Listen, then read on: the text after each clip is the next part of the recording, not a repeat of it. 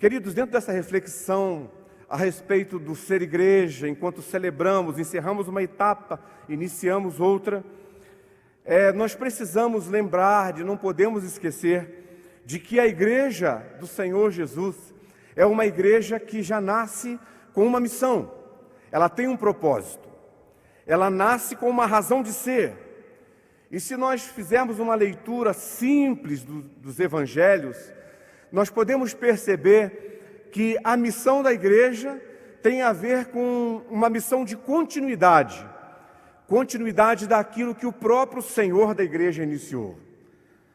Na verdade, como igreja, nós somos chamados pelo Senhor para participar da missão de Deus. O apóstolo Paulo, lá no capítulo 1 da sua epístola aos Efésios, versos 22 e 23, ele deixa claro que Deus Pai deu a Jesus Cristo como cabeça à igreja. Não é isso? Lembra disso? E em João 17, 18, esse que é a cabeça da igreja, Jesus Cristo, enquanto orava ao Pai, intercedendo pelo seu corpo, ele diz: assim como tu me enviaste ao mundo, eu também os enviei ao mundo. Ou seja, os mesmos desafios ministeriais que estão sobre os ombros da igreja, sobre os ombros do Cristo enviado, está sobre a igreja de Cristo, enviada por Ele também. E esse texto que nós lemos aqui, uma profecia que descreve o ministério do Messias. E é o mesmo texto que Jesus lança a mão, lá na narrativa de Lucas, capítulo 4, Jesus disse: olha, isso está se cumprindo hoje. Ou seja, ele está dizendo nessa atitude que ele é o Messias e falando também qual é a sua missão. E de certa forma, sinalizando para nós, igreja do Senhor, qual é a nossa missão.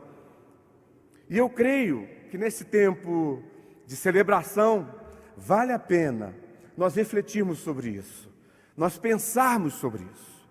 Não é difícil nós traçarmos objetivos e às vezes ao longo da caminhada, muitos fatores externos que tendem a influenciar nossos caminhos, nos tirarem um pouco do foco.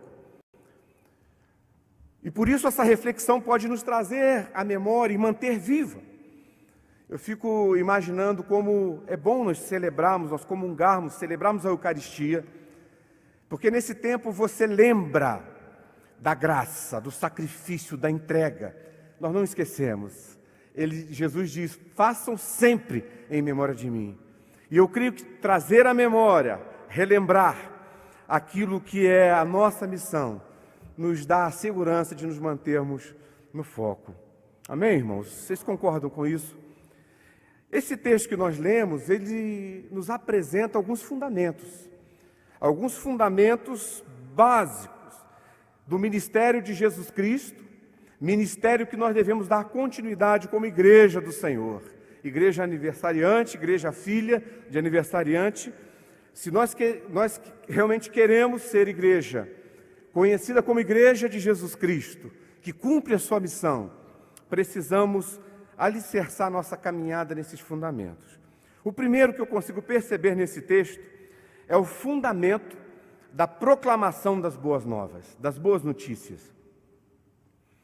Proclamar as boas novas é proclamar a presença do reino de Deus, não é verdade? O reino de Deus é essa boa notícia que nós temos, com todas as suas implicações. As boas novas do reino de Deus são aquelas que não apontam somente para a alma do indivíduo, da pessoa, mas aquela que olha para o indivíduo como um todo, como um ser integral, porque o reino de Deus vem restaurar a condição inteira do ser humano. Esse é o propósito, essa é a missão de Jesus Cristo. Não é só levar almas para os céus, não é só saciar a fome aqui na terra, mas é a restauração integral do ser humano feito à sua imagem e semelhança. E é interessante que, se nós limitarmos essa proclamação somente àquilo que eu estou fazendo, ou a contar a história às pessoas com quem nós convivemos, nós corremos o risco, irmãos, de ver pessoas se distanciando daquilo para que foram criadas por Deus.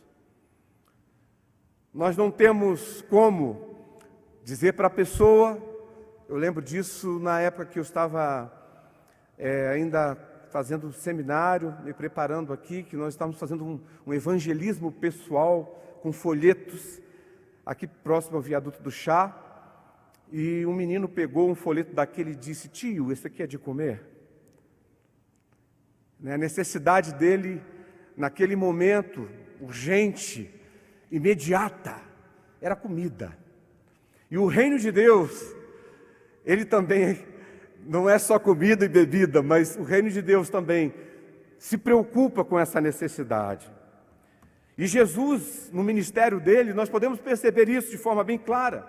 Ele multiplicou pães e peixes para saciar a fome de multidões.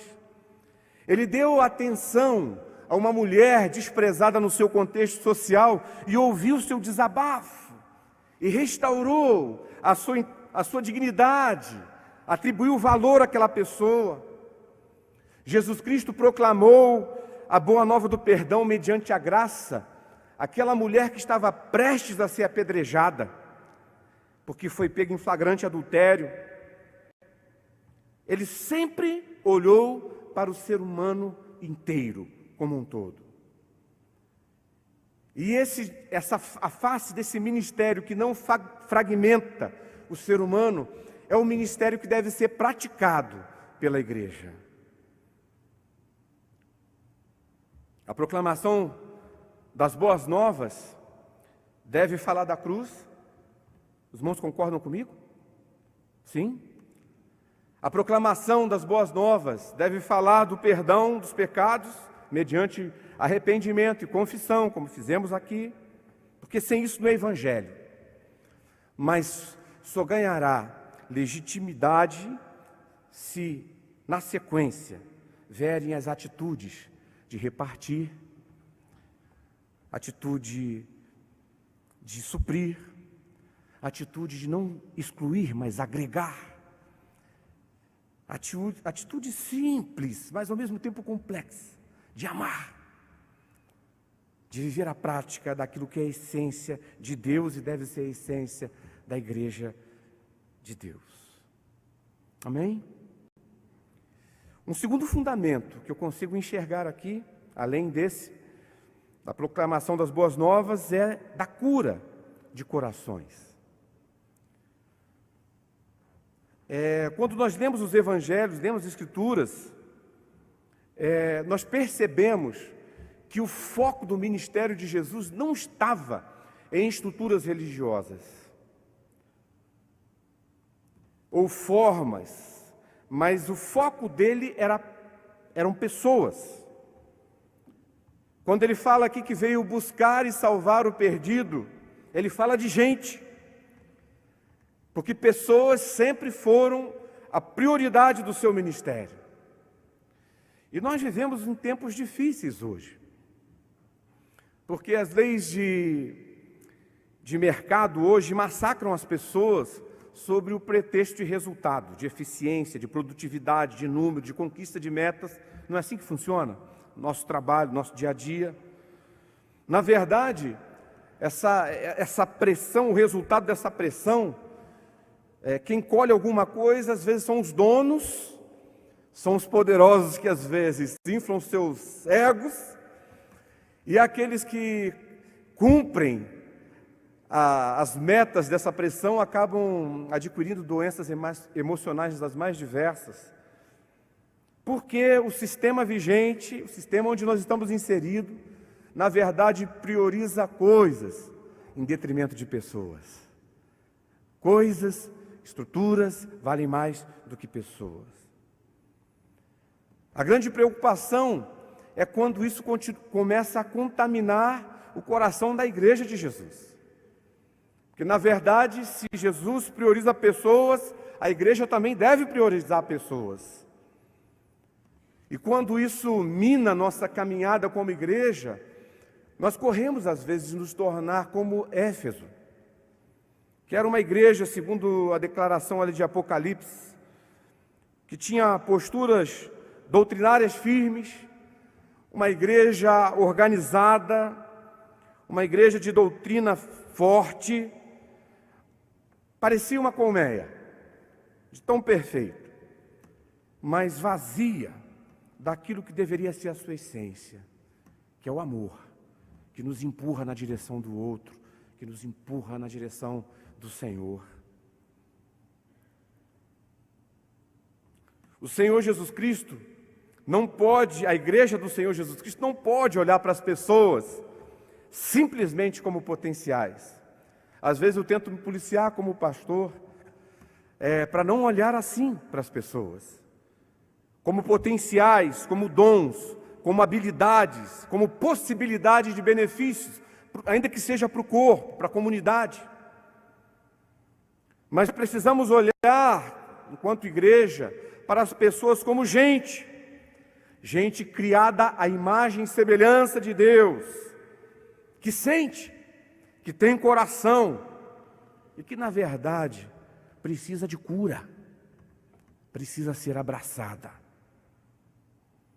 Precisamos, irmãos, ter a coragem e a determinação de usar a mesma abordagem de Jesus, que antes de falar da estrutura do seu reino, ele amava, ouvia o coração ferido e curava esse coração.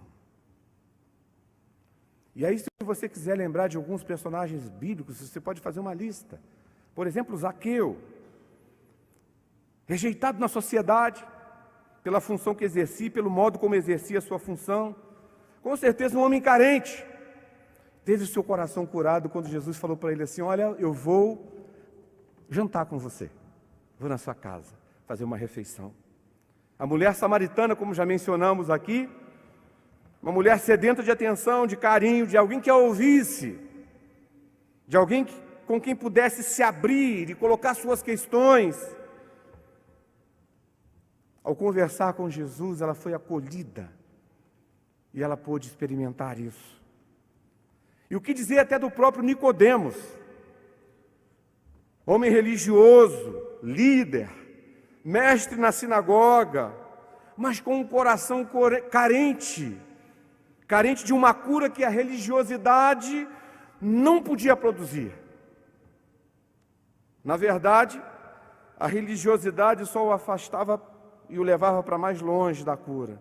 Jesus atenta para a sua real necessidade e cura o coração daquele homem. A igreja, por ser de Jesus Cristo, ela não tem o direito de abrir ferida no coração dos homens a quem Deus ama, mas tem o dever de curar esses corações. O terceiro fundamento que nós encontramos nesse texto, com palavras do próprio Senhor Jesus Cristo, é o fundamento da libertação de quem está oprimido. O mundo que nós vivemos hoje tem essa marca. Nós olhamos para o lado e vemos muitas pessoas oprimidas, de tantas formas, seja pela situação que mencionamos anteriormente, as pressões profissionais, as pressões sociais, as pressões do sistema político, são tantas coisas. Uns são pressionados pela própria religiosidade, que exige tanta coisa que o próprio Evangelho não exige. Existem pessoas empobrecidas, vivendo em situação de miséria. Existem pessoas ainda no nosso país, analfabetas, pessoas que não conseguem ler. Conheci um menino de 13 anos recentemente, 13 anos, não sabe o que é escola, não sabe ler, tinha vergonha de conversar com as pessoas por isso. E nós precisamos ter a sensibilidade que Jesus Cristo tinha ao olhar para esse contexto de tanta opressão, porque ainda que existam pessoas no nosso país que morrerão sem nunca aprender a ler ou escrever, ainda que existam meninos, jovens, adolescentes, meninas, que nunca conseguirão sair da miséria, das drogas, da prostituição, que tem ocupado as nossas ruas. Mas com certeza, nós podemos afirmar que existem prostitutas que já não suportam mais vender os seus corpos. Que existem meninos que não aguentam mais o medo das ruas. Que existe gente humilde, que não aguenta mais a miséria, mas não consegue se livrar desse estigma sozinho. Não consegue. E onde está a esperança para essas pessoas? Eu creio que nós temos um nome, não temos? Jesus Cristo. Mas o que eu quero afirmar nessa manhã, um tempo de celebração e de reflexão, é que Jesus, como resposta para o mundo hoje, é a igreja. Nós estamos presentes aqui nesse mundo. É o seu corpo que está presente aqui no mundo, materializado no mundo. É o seu corpo, aqui que chamamos de igreja, que deve se tornar agente de libertação para tantos homens e mulheres que têm sido escravizados. É o seu corpo, a sua igreja, que deve levantar a voz hoje para orar e clamar, mas também para denunciar as raças de víboras atuais. Eu creio que algumas libertações podem ser alcançadas com oração. Você ora e a situação muda. Mas outras, como lidar, por exemplo, com a violência, a miséria, a corrupção que varre nosso país, a injustiça social, o preconceito racial. Como lidar com isso? Repreendendo? Sai, demônio da injustiça social. Será que resolve isso? Eu creio que não. Eu creio que só existe uma forma de nós lutarmos contra isso, da igreja ser parecida com Cristo nessa luta. É arregaçando as mangas, se expondo, sujando as mãos, abrindo mão de privilégios, repartindo tempo, repartindo ouvido, o ombro, alimentos, roupas e até dinheiro se for necessário. E tomando cuidado para não se tornar instrumento de opressão. E como igreja, nós precisamos tomar esse cuidado. A história nos mostra que em muitos momentos a igreja foi tão opressora e tão anti-reino, né, que isso às vezes nos assusta. A igreja de Cristo não tem esse direito de oprimir, mas ela tem o dever de quebrar as correntes da opressão sobre a vida das pessoas. Amém? E por último, o último fundamento que eu quero destacar aqui nesse texto é o fundamento do consolo a quem chora. As pessoas que me conhecem podem pensar, ele está falando isso porque ele é um chorão, ele está querendo ser consolado. Eu sou realmente muito chorão, me emociono com muita facilidade. Mas nós podemos perceber esse traço, essa marca, esse fundamento no ministério de Jesus Cristo. Quantas pessoas aflitas ouviram de Jesus aquela expressão que a gente encontra nas nossas Bíblias: não temas, ou não chores mais. A Bíblia traz o relato de Lázaro, seu amigo, a Bíblia traz o relato de Jairo, quando recebeu a notícia da morte da sua filha, aquela viúva em relação à morte do seu filho. Jesus sempre teve uma palavra dizendo: olha, não chore. O consolo, o consolar faz parte do ministério de Jesus Cristo. É interessante que às vezes nós olhamos para Cristo simplesmente como aquele que num passe de mágica vai resolver situações difíceis e complexas em situações boas. Mas às vezes não é assim que funciona. Em alguns momentos, o que nós teremos é o consolo para enfrentar essas situações difíceis. E ele diz aqui no texto que nós lemos, que ele toma para si lá em Lucas, no capítulo 4, que o Espírito o ungiu para consolar aqueles que choram. E se nós formos perceber e atentar com um pouquinho de atenção, nós vamos ver que o mundo onde nós vivemos precisa de consolo, precisa ser consolado. Há muito sofrimento. E talvez nós cheguemos à conclusão que nós não temos solução para resolver o problema do mundo, e realmente não temos solução para resolver o problema do mundo, mas nós podemos ser instrumentos de consolo, assim como Cristo, assim como Igreja de Cristo, nós podemos ser instrumentos de consolo.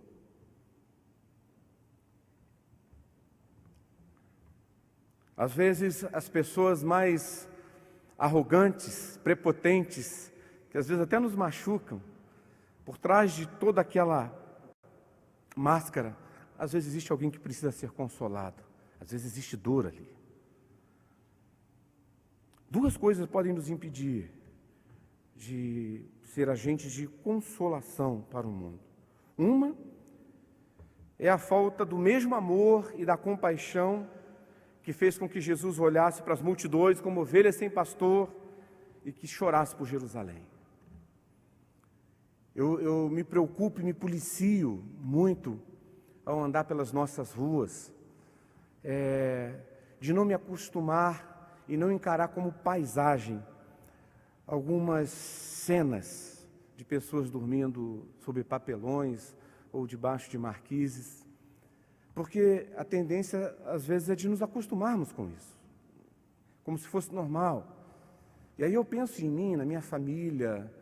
Eu não gostaria de ver nenhum membro da minha família numa situação, nenhum dos meus amigos como aquela. Eu creio que, e peço ao Senhor que Ele regue o meu coração com esse mesmo amor e compaixão que o Espírito Santo, que havia no coração de Jesus Cristo e que há nele, nesse Cristo que habita em mim, para que o meu olhar em relação àqueles que sofrem seja diferente. Uma outra coisa que pode nos impedir de agir dessa forma é o egoísmo, que é uma tendência natural do ser humano. Mas a palavra de Deus deixa claro que quando o Espírito Santo vem morar em nós, quando nós recebemos Jesus como Senhor e Salvador, todo o consolo que nós necessitamos está aqui. E segundo aquilo que Jesus falou para a própria mulher samaritana, essa fonte deve vazar, para que outros sejam saciados também.